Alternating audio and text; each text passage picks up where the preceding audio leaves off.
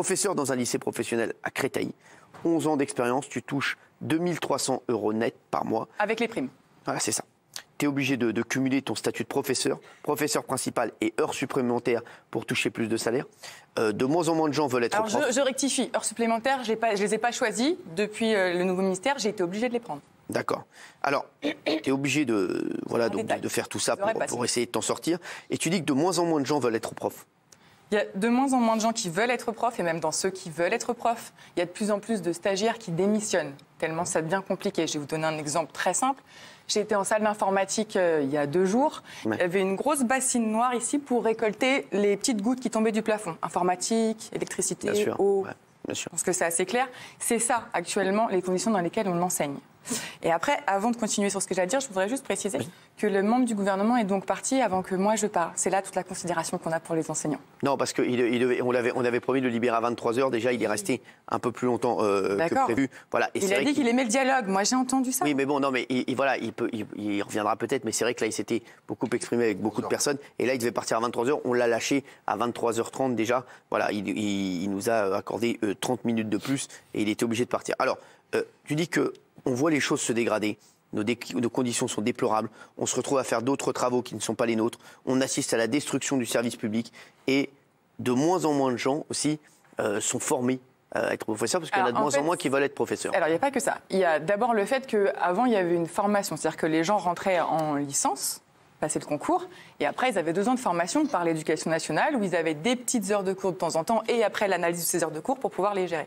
Maintenant on demande aux gens d'avoir un master, donc ça veut dire que leur formation elle est à leur charge, elle n'est plus à la charge de l'État finalement, et du coup ils se retrouvent après en classe dans des situations qu'ils n'avaient pas du tout anticipées. Souvent les gens qui ont fait un master, on va se dire les choses, ils ne viennent pas des quartiers défavorisés, mais souvent leur premier poste, ils l'ont dans le 94 ou dans le 93 à l'Académie de Créteil. Et là ils tombent des nues parce qu'ils ne s'attendaient pas à ça. D'accord. Et c'est pour ça qu'ils démissionnent. Parce qu'on a des conditions difficiles, on fait autre chose que ce qu'on pense faire, parce que c'est plus le même métier, ça a changé. Et on n'a pas permis aux gens d'entrer en douceur, entre parenthèses, dans le métier, en faisant les choses correctement et en les formant au départ. Donc déjà, c'est difficile dès le départ. Mais en dehors de ça, même quand on y est depuis longtemps, on a des horaires élastiques. C'est-à-dire que moi, j'entends beaucoup, c'est ça qui est difficile aussi pour les enseignants, c'est d'entendre qu'on a un petit temps de travail, qu'on a beaucoup de vacances. Concrètement, le présentateur du JT, il ne bosse pas 45 minutes par jour. Il le prépare et il y a des choses autour. Et ben nous, c'est la même chose. Et sauf que les gens, ce qu'ils ne savent pas, c'est que plus ça va, plus on n'a pas que des choses qui sont autour des cours. Oui. C'était le cas au départ. Il fallait préparer ses cours. Il fallait aussi aller au musée, aller au ciné, savoir ce qui se passait autour, parce qu'on est censé avoir une culture générale. Et pas juste amener un cours parce que ça, un bouquin peut le faire. Sauf que maintenant, en plus, on a plein de réunions pour vérifier qu'on fait bien ce qui a été décidé. Alors, il faut que je fasse attention à ce que je dis, parce que maintenant, on a un devoir de réserve. Il y a des choses que j'aurais plus le droit de dire depuis très peu de temps. C'est aussi pour ça qu'on a fait grève l'année dernière.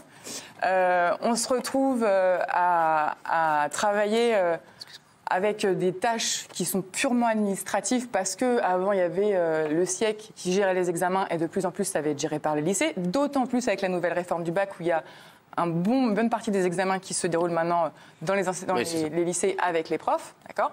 Donc ça, c'est pour le secondaire où c'est compliqué. Alors, mais c'est partout pareil. Hein. Juste, Estelle, toi, donc, tu es prête à faire grève jusqu'à obtenir une réponse du gouvernement. La réponse, apparemment, on l'aura mercredi, puisqu'on a eu quand même cette info. Donc Édouard Philippe va donner une réponse mercredi. Donc jusqu'à mercredi, tu vas faire grève ?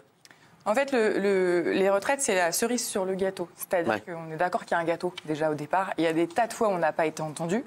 Et à chaque fois qu'il y a une nouvelle réforme et qu'on dit non, on ne va juste pas être d'accord, la réponse c'est vous n'avez pas compris la réforme. Encore une fois, là, on nous a dit qu'on allait nous augmenter. Bon, on ne sait pas de combien.